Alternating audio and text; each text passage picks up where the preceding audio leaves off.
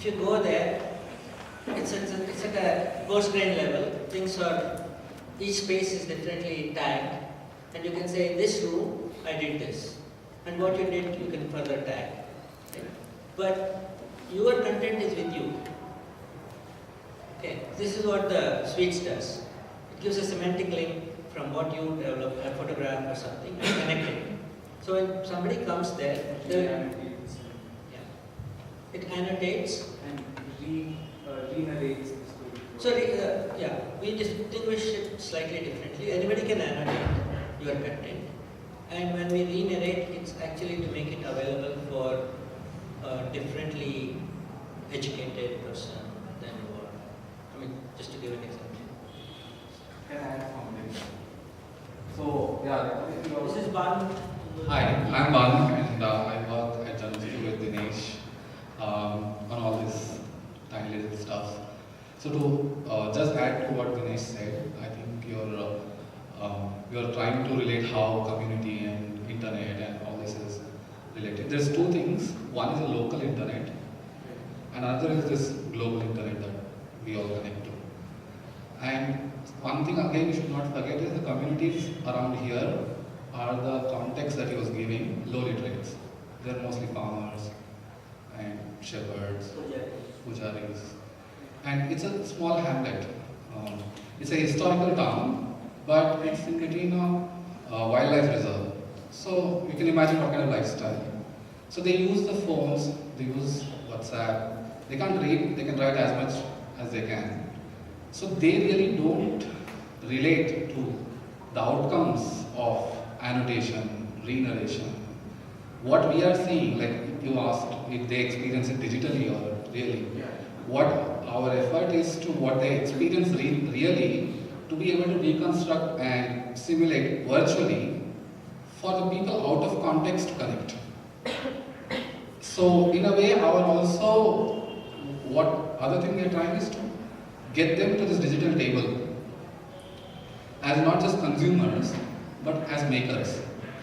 So the previous slide about the media makers is actually about that. So setting up workshops, events, trying to get the community together, tell them computer is not a complicated thing. Computer is not a demon. You can put together a computer. You can play around. Try to do something. So immediately we see people start relating to content making. They can make videos. They can make memes. They can make all the things that we are doing. Just that they are a little bit ours. Oh, it's what if something happens to you? I mean, there's a lot of people like. So that's the. Have the community experienced these models of the space digitally through AR and VR and stuff like that? I'm just curious. No. There's community and there's community. So there is no internet about it. So what we do is, there is an internet. We set it up and take it down and set it up. But so to simulate what we're doing, we have 10 days of something called anti hacks. Right? So you can all come, but the locals are also there. They're all contributing. Right? Some of them could be just a play that's going on. Right? So everybody is doing it their own way. Right? Right now we are trying to capture, not as organizers or anything, people who come there capture, and we are trying to say how do all this come together as a platform, right? As a possibility. So next time they will see themselves, but in the meantime the technology is also going to them, right? So we're also looking at taking that building out there. This is an old Travis bungalow that's not used for a while, and we're going to set it up as a community center if we have our way. And then we will see the locals. There are about 10,000 people who come there every weekend, and about 9,500 are different than you and I in terms of education and technology awareness and all that. So it's just an experiment, but we hope that it's, as time goes by, it's easily replicable. Thank you. Indra. Dinesh, I had a question about the more abstract part of your presentation which you began, which is memory.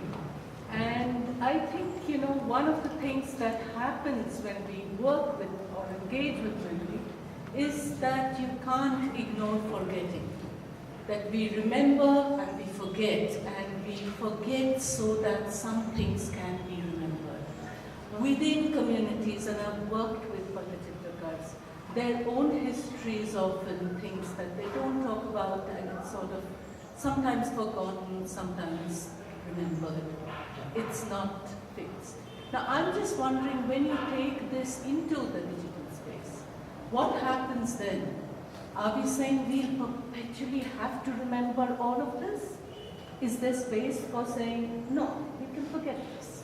We don't need to remember this. Who would decide that? How would memory work in this digital space so that it's more than... No, absolutely important, nice comment and question. But I'm not the one to answer it. Maybe Indra will solve this problem. The thing is that it's an open, it's not a done thing. It's opening up these spaces to deal with these things, right? There is a way to curate stuff. There is a way to say it's private. There is a way to... So what we are doing, like starting with Venkat's work with us, is to build these archives, right?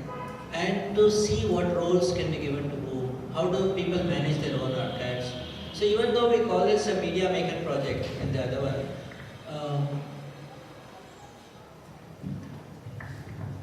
it is about communities managing their own data. Right? Media maker, each media maker kiosk is just a Raspberry Pi. For those who knows Pi, it's like 3,000 rupees, little device with some memory. Right?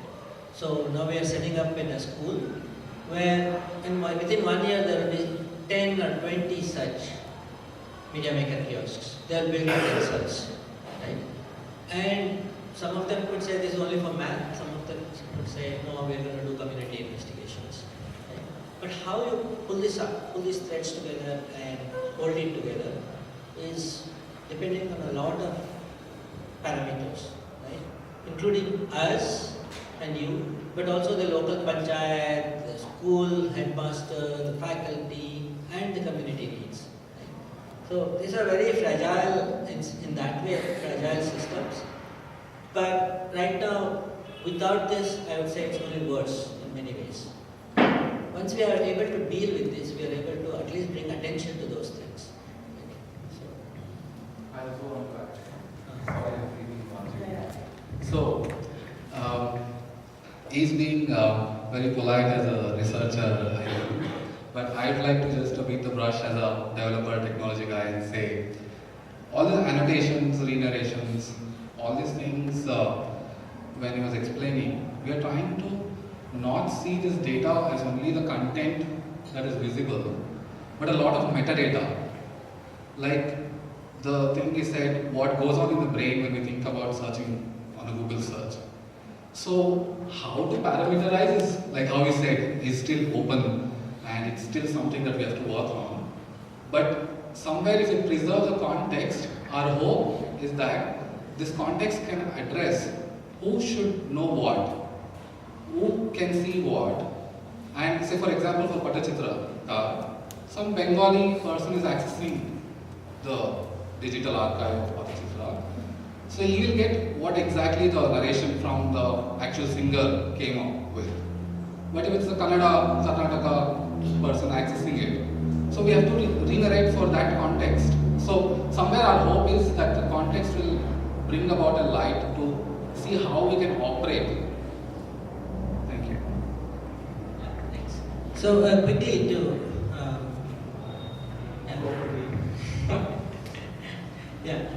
what I wanted to say was that there are various elements in it, and curation is one of them. And as soon as, just because we say it's a community knowledge, that doesn't mean it's completely open, it's one solid thing. It's not like Wikipedia. It's a distributed, interconnected space of repositories with a lot of information that's only private.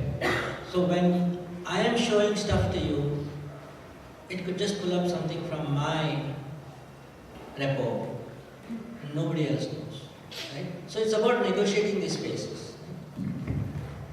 I have a question. question, Dinesh. Dinesh, since last time you showed this to us for the students and seeing it still again, if I start seeing it in the light of a skill enhancement for the communities or something that we are adding value, this should require capacity building, if I'm right, because this is not a skill or a technique that they are well versed with. And as a research project or as a project in itself, is capacity building a part of the process, and how have you been dealing with that? So one thing that we do is called the Anthill Hacks event. So we bring, we stay there for 9 days and it's open for all, and we just give a theme per day. But a lot of people who come are not techies or even people who know any of these, right? And we don't expect them to contribute in any specific way. We don't train them. It's just being together. Whoever can will capture, whoever can narrate their stories will narrate. But it doesn't mean none of them can. It's a very simple click, say something, maybe it's in your own Flickr page or own website.